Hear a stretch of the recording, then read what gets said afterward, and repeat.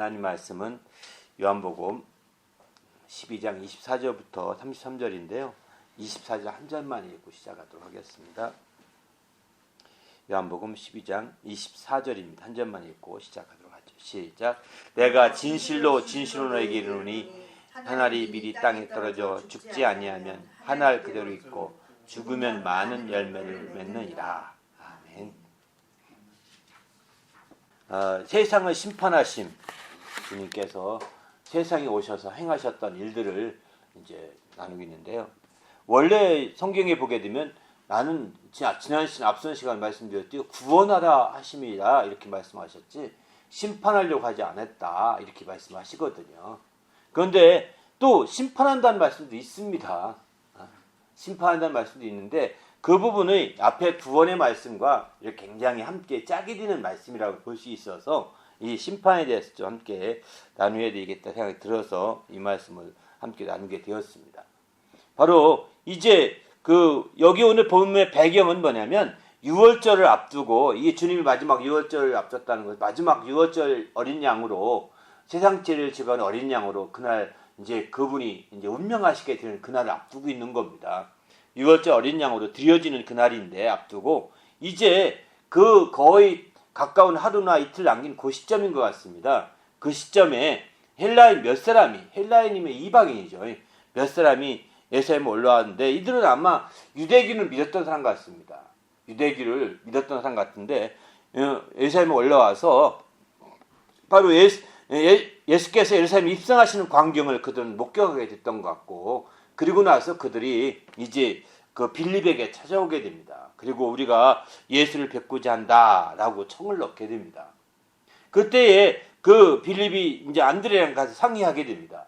그리고 나서 예수님께 가서 여쭙게 되는데 이때 예수께서 이 헬라인 이방인들이 와서 자기를 만나고 싶어 한다고 뵙고자 한다고 하는 그런 말을 듣고서 예수께서 이렇게 말씀하십니다. 바로 인자가 영광을 얻을 때가 왔도다라고 말씀합니다. 얼핏 보게 되면 동문서답 같은 얘기거든요. 아니 예수님 당신 만나고 싶어하는 헬라인 몇이 왔는데 어떻게 할까요? 예수님 만날 시간 있으십니까? 이렇게 여쭤본 그런 상황이지 않습니까? 그러니까 거기에 대한 답은 안 하시고 인자가 드디어 영광을 얻을 때가 왔다라고 이렇게 겉으로 볼 때는 동문서답하는 것처럼 이렇게 보이게 되죠.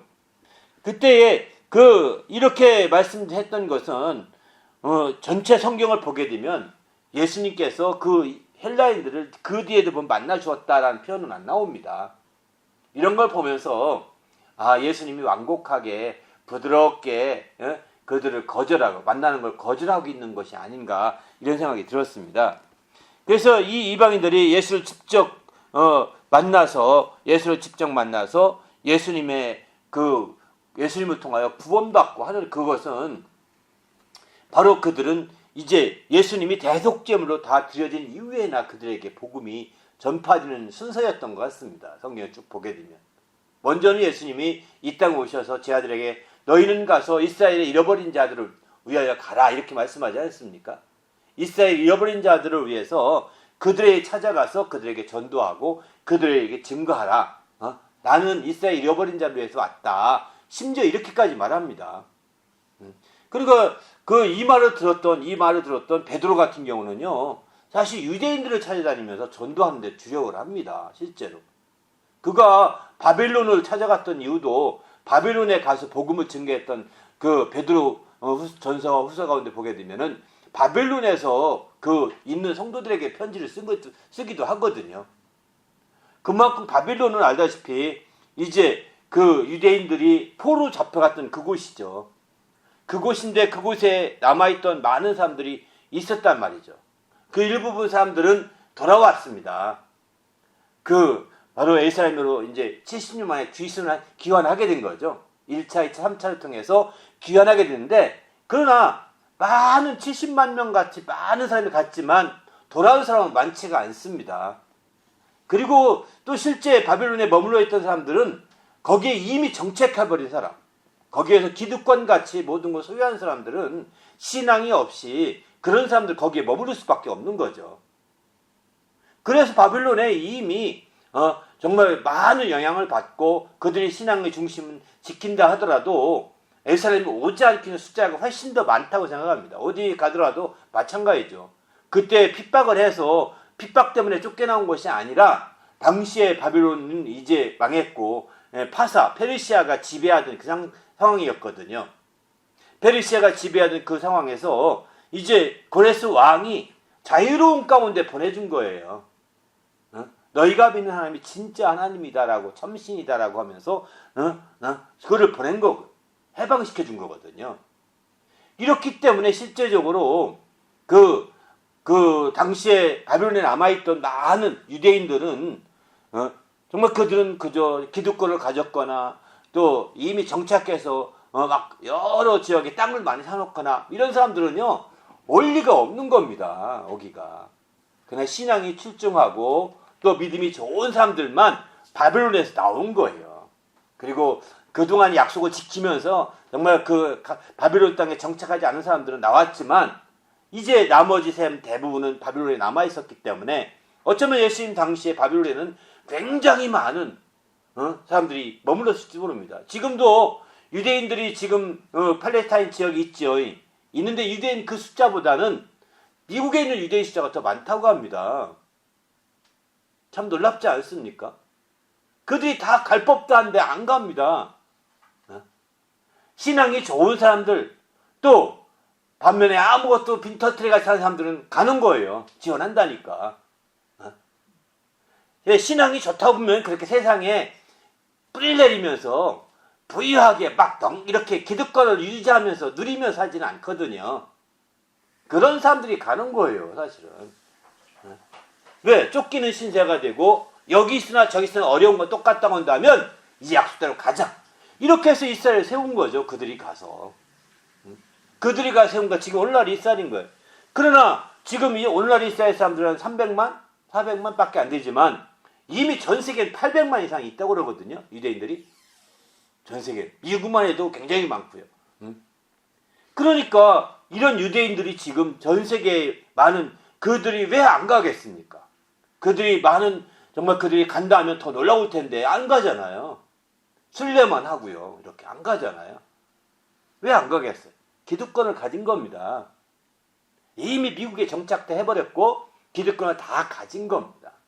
다른 나라에 다 정착했고 거기에서 많은 뿌리 내려서 완전히 거기 뭐 그야말로 호족같이 사는데 왜 가겠습니까? 그런 상태가 바벨론에서 포로 잡혀갔다가 돌아올 70년에 돌아올 때 똑같은 현상이 있다는 거죠. 그러니까 베드로 같은 경우는 예수님께서 이스라엘 잃어버린 양을 찾아서 내가 왔다. 그들에게 복음 전하려고 왔다고 하시니까 굉장히 그 말이 크게 감동이 됐던 것 같고 그래서 그 말씀 때문에 바빌론을 많이 갖지 않았는가 이런 생각이 듭니다. 그 바빌론이 그저 어떤 성경학자들은 그 단순한 뭐 그냥 표현이다. 로마 도시를 바빌론이라고 표현한 것이 아니냐 이렇게도 말하는데 저는 그것보다는 바빌론 지역으로 갔었을 것 같다고 저는 생각을 합니다. 왜냐하면 거기에 이스라엘 잃어버린 양들이 그렇게 많거든요.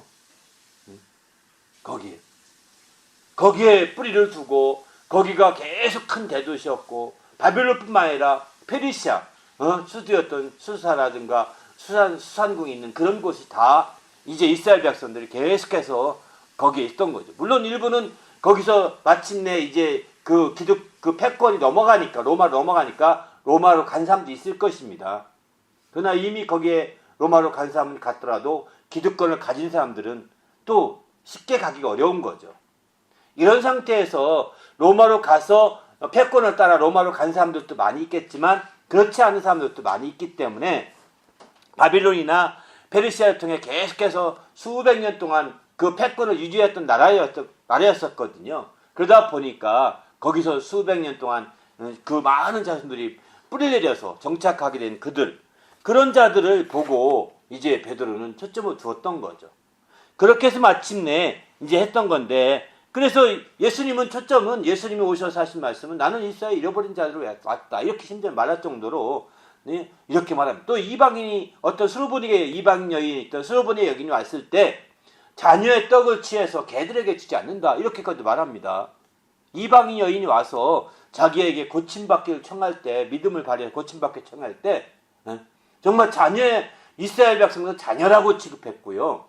그 다음에 자녀의 떡을 취해서 개에게 주지 않는다. 이방인들을 개로 취급한 거거든요. 짐승같이. 실제 유대인들은 이방인들이 영혼이 없다고 생각하는 이방인들을 짐승과 똑같이 취급하는 거죠. 영혼이 없는 사람들은 짐승 같은 거거든요. 영혼을 믿지 않는 자들은 짐승 같은 겁니다.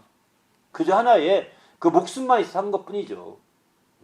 그래서 유대인들은 이 영혼을 믿지 않는 자, 이방인들을 영혼에 대해서 정말 신뢰하지 않는 이방인들의 짐승처럼 취급하는 거예요. 예수님도 비유로 그렇게 말씀하시는 겁니다. 그래서 마침내 이제 그를 박대했지만 그 여인은 끝까지 그 박대함에도 불구하고 붙들고 늘어지는 거예요. 개들도 주인의 상에서 떨어진, 자녀의 상에 떨어지는 그 푸스레도 먹지 않습니까? 난 푸석이 왜 안 됩니까? 이렇게 하면 푸스러기라도 찾는 그의 마음을 보면서 이제 가라, 내 믿음이 너를 구원했다 라고 이렇게 그 수르브니게 여인, 이방 여인에게 이렇게 말씀하는 것을 봅니다. 이만큼 실제 예수님께서는 이방인들보다는 바로 이스라엘 사람, 유대인들, 이스라엘 잃어버린 자들, 여기에 대한 관심을 가지고 계속해서 초점을 두고 있었음을 보는 거죠. 예수님이 이방인들에게 복음을 전했다는 표현은 거의 안 나옵니다. 복음서에 보게 되면. 오직 이스라엘 잃어버린 자들을 찾아다니시는 그의 모습을 보는 것이죠. 그런데 여기 이제 그런데 오늘 여기 본문에 보기 주님이 이제 6월절 양이 십자가 달릴 때 가까워졌을 그날에 헬라인 몇 사람이 와서 만나고 싶다고 막 합니다. 드디어 주님은 인자가 영광을 얻을 때가 왔다라고 고백을 합니다. 다시 말해서 이제 저들에게 복음이 전해질 때가 가까워졌다는 것입니다. 이렇게 가까워 저들에게 복음이 전해지기 위해서는 이제 대속의 피가 요구되는 것이죠. 예수님이 대속하신 이후에 대속의 피를 흘리게 되는 것이 그는 영광을 얻는다고 그는 생각하고 있거든요. 그는 이 죽음을 주의 말씀대로 아버지의 계명대로 죽는 그것을 영광을 얻는다라고 이렇게 표현하고 있습니다. 그때가 가까운 것을 영광을 얻을 때가 됐다고 말합니다. 왜 그러면 그렇게 말씀할까요? 바로 대속이라는 것이 정말 있은 후에 드디어 이방인들에게 복음이 전파될 수 있기 때문입니다. 그래서 이방인들을 직접 만나지는 않지만 여기서 이런 대속의 부분에 대해서 주님이 십자가의 죽음을 앞두고 있고 죽을 때가 왔다라고 하는 것을 먼저 이렇게 언급하심으로 말미암아 마침내 이제 그 이방인들의 어떤 그 주님 만나고자 하는 그런 내용과 함께 오늘 본문의 배경을 두고 이루어진 내용들입니다. 이런 차원에서 여러분이 이 배경을 잘 이해하지 않게 되면 왜 이렇게 말씀했을까? 왜 이랬을까? 이런 의문이 생기게 되고 이런 의문 때문에 이 성경이 잘 넘어가지 않습니다. 예수님 왜 저들을 그렇게 푸대접했을까? 저들을 왜 이렇게 인정하고 박대하듯이 이렇게 말하는가? 저들에 대해서 정말 쉽게 한번 만나줄 법도 한데 들어오라고 해 이렇게 표현하면 얼마나 좋습니까? 그죠? 인자하신 예수님께서 그렇게 안 하시고 오히려 그들에게 부드러운 거절을 하는 거예요. 이렇게 인자가 영광을 얻을 때가 왔다. 그렇게 자기 일을 하시는 거예요. 그 다음에 이어진 내용이거든요. 그리고 나서 예수님이 이제 비유로 말씀하신 말씀이 이제 오늘 읽었던 요한복음 12장 24절인 거죠. 한번 1절부터 한번 자세히 보겠습니다. 예수께서 자신이 대속물로 드려질 날이 가까워짐을 알고서 어떻게 비유로 말씀하겠습니까? 24절 함께 읽습니다. 시작. 내가 진실로 너에게 이르노니 한 알이 미리 땅에 떨어져 죽지 아니하면 한 알 그대로 있고 죽으면 많은 열매를 맺느니라. 주님이 전혀 상관없는 이 비유를 하십니다. 우리가 또 얼핏 보면 정말 앞뒤에 안 맞는 비유 같거든요. 앞뒤 안 맞는 비유 같은데 주님이 죽어짐에 대해 초점 둔 비유인 거죠. 한 알이 밀로서 죽어져야 된다. 내가 죽어질 때가 왔다. 인자가 영광을 얻을 때를 저는 한 알이 미리 이어서 죽어지는 것을 영광을 얻을 때라고 이렇게 표현하고 있는 것을 보게 됩니다. 그래서 한 알이 밀로서 비유하고 만일 죽지 않게 되면 한 알 그대로가 있을 뿐인데 한 알 그대로 있으면 많은 열매 맺을 수가 없다는 겁니다. 죽어야 많은 열매 맺게 된다라고 이렇게 말하는 거죠.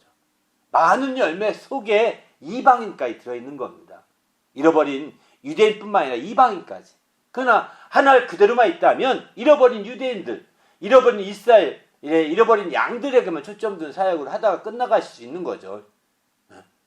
그러나 그것만이 아니라 죽어짐으로 말미암아 많은 열매를 맺고자, 여기서 많은 열매 맺고자 할 때 앞에서 찾아왔더니 헬라인들 다 포함한 그들 열매가 되게 하고자 하는데 초점을 두고 있는 거죠.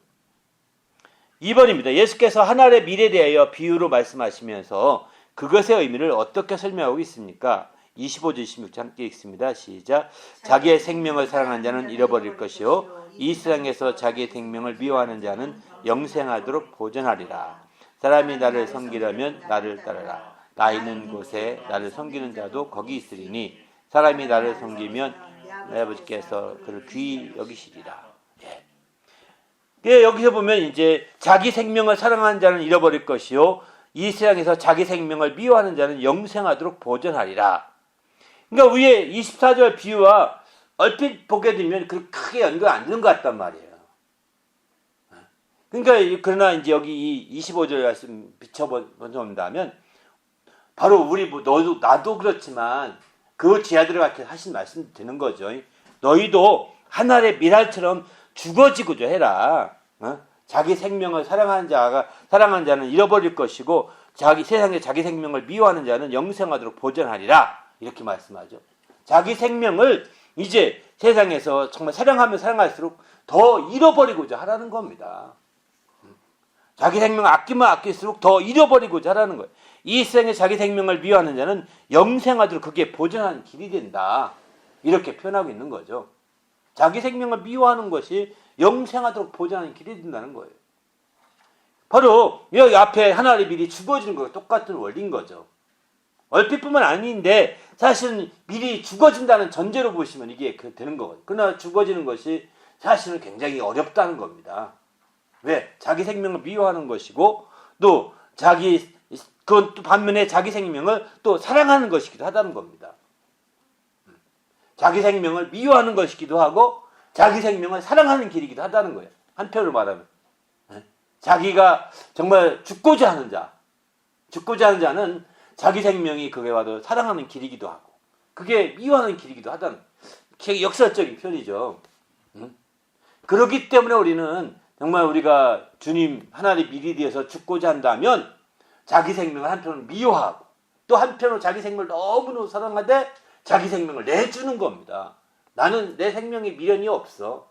난 미련이 없기 때문에 그냥 죽어가는 거야. 이게 아니거든요. 난 살만큼 다 살았기 때문에 이제 죽으면 돼. 죽을 수 있어. 이거 아닙니다. 자기 생명을 참으로 사랑해야 그렇게 내던질 수 있다는 거예요. 자기 생명을 미워하기만 한다면 난 지긋지긋해. 아주 이 사는 생명이 너무 지긋지긋해. 난 못 살겠어. 난 죽어버려야 되겠어. 이건 자살이죠. 그런 자살한 자들에게 영생이 있지 않습니다. 멸망이 있을 뿐, 영벌이 있을 뿐이죠.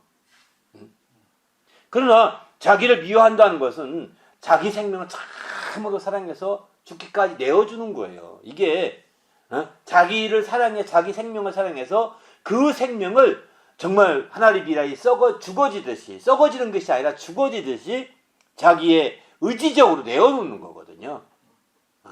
자기가 스스로 죽어가는 것이 아니라 그냥 내어놓는 거거든요. 이렇게. 그거는 자기 한편으로 미워하는 거라는 거예요. 이렇게 표현하기 있습니다.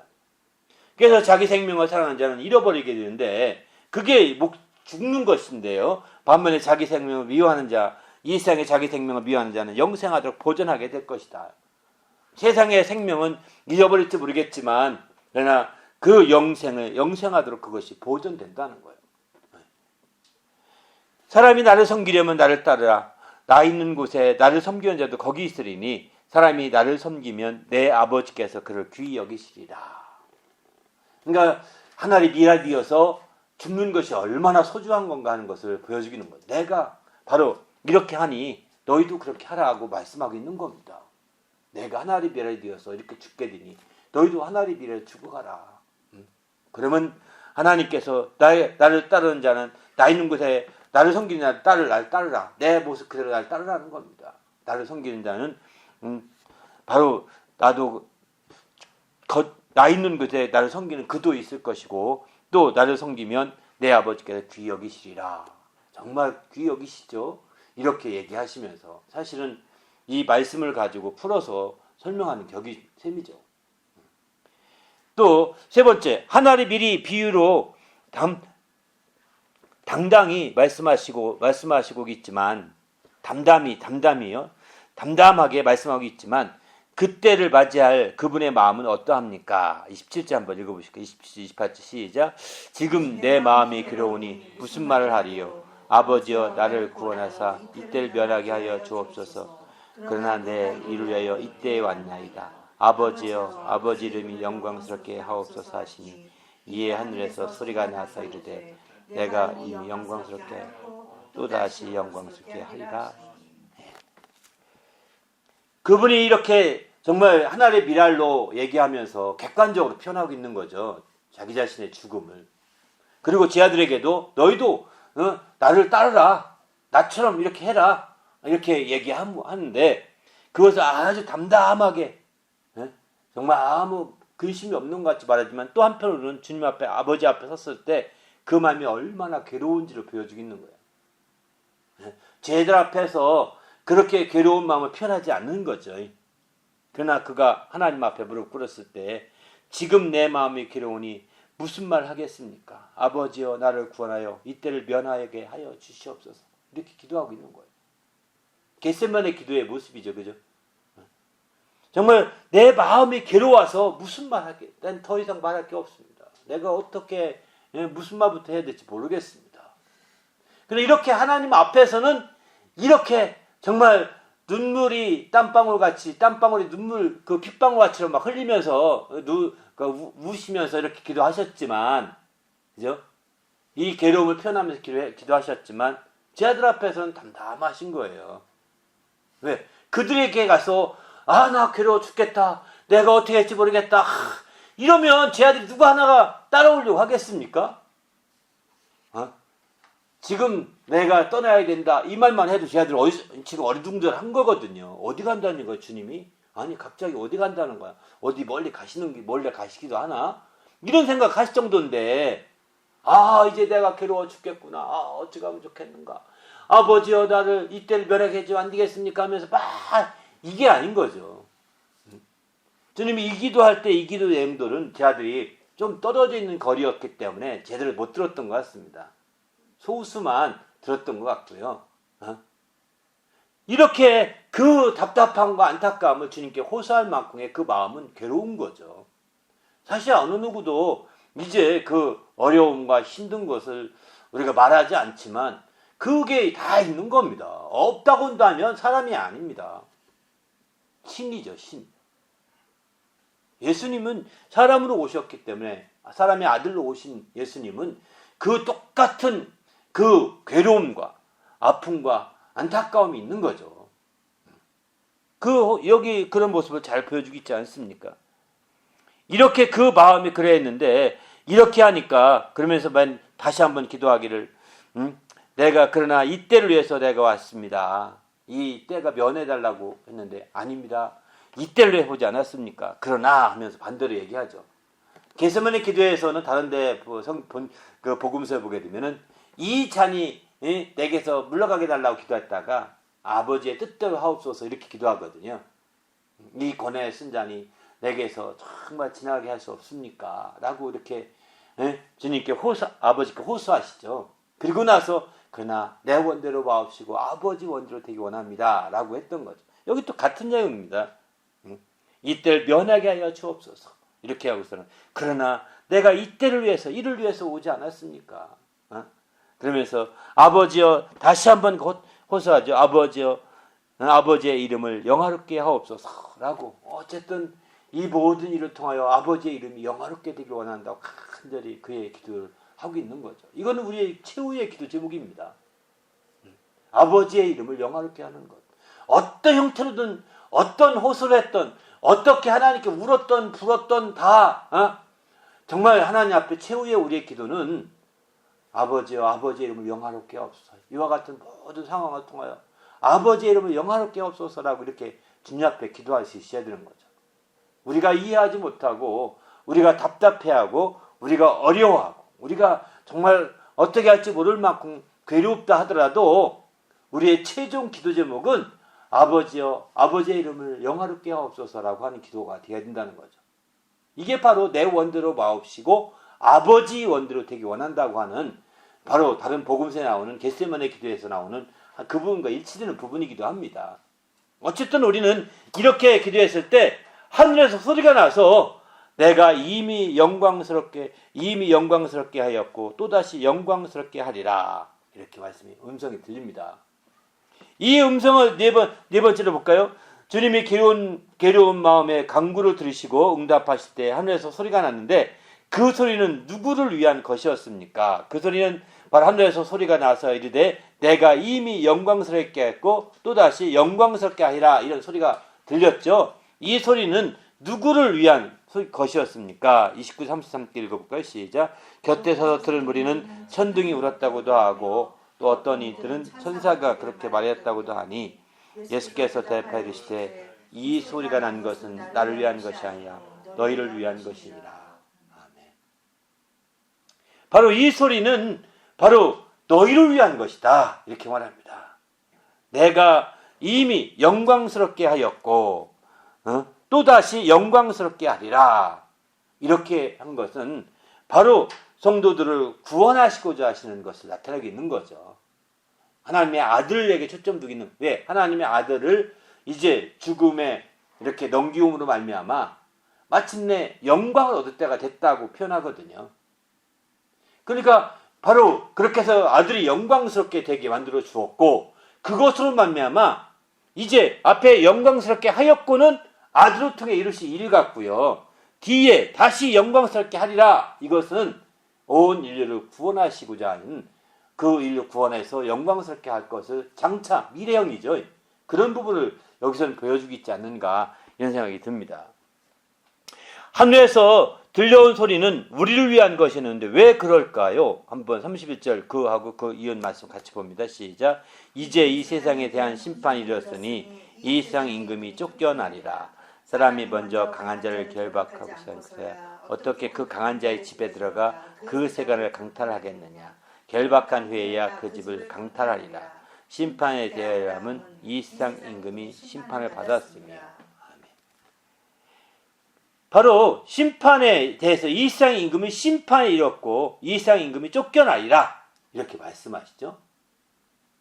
그러니까 왜 그러면 그 이 소리가 영광스럽게 되고 영광스럽게 되리라, 영광스럽게 하였고 영광스럽게 하리라 이렇게 말씀하셨던 것은 바로 이제 왜 이게 우리를 위한 것이냐, 성도들 너희를 위한 것이냐, 그것은 바로 다른 것이 아니라 바로 이 세상 임금을 주님이 심판해서 쫓아내기 때문이라는 것입니다. 바로 이 세상 임금이 이미 심판이 이르렀으니 세상 임금이 쫓겨나리라 이렇게 표현하죠. 세상 임금의 심판이 이르렀다 이렇게 표현하고 그런 의미에서 세상 임금이 심판이 이르렀다는 것은 벌써 세상 임금이 마침내 그 사망 권세가 깨질 때가 되었음을 표현해 주고 있는 거죠. 그리고 마침내 세상 임금이 쫓겨나게 된다는 것이 그 권세가 박탈되어서 쫓겨날 수밖에 없는 이제는 있으나 마나한 존재가 되고 마는 것이죠. 이렇게 됨으로 말미암아 이제 그러니까 내가 이미 영광스럽게 하였고 라고 하는 것은 세상 임금이 심판할 계획이 다 찼고 이런 뜻입니다. 심판함 아들을 통해 심판함으로 이제 마침내 영광스럽게 되었고 이렇게 표현하죠. 영광스럽게 하였고 또 이제 심판 이후에 쫓겨나게 되어서 그들이 다 다시 세간들을 늑탈함으로 말미암아 영광스럽게 하는 일이 펼쳐지게 되는 거죠. 이 일들이 이제 펼쳐지는 걸 봅니다. 그래서 마태복음에 보게 되면은 바로 이 먼저 강한 자를 결박하고 난 다음에 강한 자의 집에 있는 세간을 강탈하지 않겠느냐, 결박한 후에 강탈하지 않겠느냐라고 이렇게 말씀하고 있는 거죠. 그러니까 여기 강한 자는 바로 세상 임금을 그렇게 말하는 것이고요. 그 집에 있는 세간이라는 것은 세상 임금 밑에 사로잡혀 있던 많은 무리들을 사람들을 가리키는 거죠. 그 밑에서 종노릇하고 있던 자들을 그렇게 말하는 것입니다. 사망에 죽기가 무서워해서 종노릇했던 그런 자들을 이제 세간으로 비유해서 그들을 집을 강한 자가 결박되면 그 생활을 다 전리품으로 가져올 수 있지 않습니까?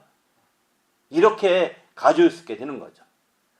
바로 그 강한 자를 결박함으로 이미 영광스럽게 하였고 또 그 생활을 늑탈함으로 영광스럽게 되리라 하리라고 이렇게 말씀하고 있습니다. 세상을 심판하되 먼저 강한 자를 결박하기 위해서 예수께서 대속물로 드려지게 되는데 그때에 어떠한 죽음으로 죽을 것을 보이고 있습니까? 32절 33절 함께 읽어봅니다. 시작. 내가 땅에서 들리면 모든 사람이 내게 이끌겠노라. 이렇게 말씀하심은 자기가 어떠한 죽음으로 죽을 것을 보이심이라라. 아멘. 예수께서 이제 그 하늘의 미랄이어 죽는데 미랄은 땅에 떨어져서 땅 속에서 이렇게 죽어서 이렇게 흡수되잖아요. 이렇게 분해돼서. 그런데 이제 예수께서는 어떻게 죽느냐? 내가 땅에서 들린다는 겁니다. 높이. 사람들이 그 죽음을 볼 수 있게 들린다는 거예요. 모든 사람을 이렇게 들게 되면 포장을 들게 되면 그 밑에 많은 사람이 막 이렇게 일어설 수 있잖아요. 이렇게 한 것처럼 내가 다 이끌겠다. 내가 높이 들려서 마치 이끌겠노라 하고 이렇게 표현하고 있는 거죠. 이렇게 말씀하시면 자기가 어떠한 죽음으로 죽을 것을 보이심이라라 이렇게 표현하고 있습니다. 그렇습니다. 바로 주님이 십자가에 달려서 이렇게 죽으실 것을 말씀하고 있는 거죠. 십자가에 달려서 죽으시고 또 이제 주님께서 직접 말씀하시기는 이런 말씀도 하죠. 바로 인자가 모세 뱀이 등 들린 것처럼 인자도 들린다 이렇게 표현하지 않습니까? 바로 이처럼 불뱀이 그 이스라엘 백성을 광야에서 막 그 물어서 죽입니다. 막 저주가 임하게 합니다. 이때에 모세가 기도할 때 이제 그 놋뱀을 만들어서 장대에 걸어라. 그리고 그걸 보는 자는 다 살 것이다. 라고 이렇게 말합니다. 근데 지금 옆에 불뱀이 물고 있는데 놋뱀 못 채우고 산다는데 이게 믿어지나요? 안 믿기잖아요. 지금 물고 있는 현실은 물고 있는데 그런데 진짜 정말 그 말씀대로 그 억지로 보았더니 살아났습니다. 다들 그 불뱀이 물었던 것이 다 무효하게 된 거예요. 그리고 살아나는 일이 펼쳐지면서 다시 다 이스라엘 백성이 살아나게 되죠. 이런 것이 이제 하나의 비유인 셈이죠. 예수께서 이제 불뱀 같은 그 사망 권세를 다 담당해서 십자가에 놋뱀처럼 막 완전히 굳어놓는 거예요. 붙여놓는 거죠. 그리고 그걸 바라보는 자가 살아나게 된다는 그걸 보고 십자가의 도라고 성경은 표현하고 있습니다. 십자가의 도라. 나누어 함께 읽어봅니다. 시작. 세상에 대한 심판은 세상 임금을 심판하는 것입니다. 그래서 강한 자를 먼저 결박한다고 하였습니다. 예수께서 심판하지 않고 구원하신다는 것은 바로 온 인류에 대한 말씀입니다. 먼저 강한 자를 심판하여 결박하고 그에게 사로잡혀 있었던 온 인류를 해방시켜서 구원하고자 하시는 것입니다. 이는 주님의 심판 앞에서 구원을 하시기 때문에 최후의 심판은 주님이 임하신 날에 이루어지게 됩니다. 그때의 심판은 예수께서 하시는 것이 아니고 그가 하신 말씀으로 마지막 날에 심판이 이루어지는 것인데 어떻게 될까요? 말씀 한번 있죠? 사망아 너의 승리가 어디 있느냐? 사망에 너희 쏘는 것이 어디 있느냐? 사망에 쏘는 것은 죄요 그의 권능은 율법이라. 우리 주 예수 그리스도로 말미암아 우리에게 승리를 주신 하나님께 감사하노니 이는 우리가 다 반드시 그리스도의 심판대 앞에 나타나게 되어 각각 선악간에 그 몸으로 행한 것을 따라 받으려 함이라. 의와 공의가 주의 보호자에 기초라. 인자함과 진실함이 주를 앞서 행하나이다.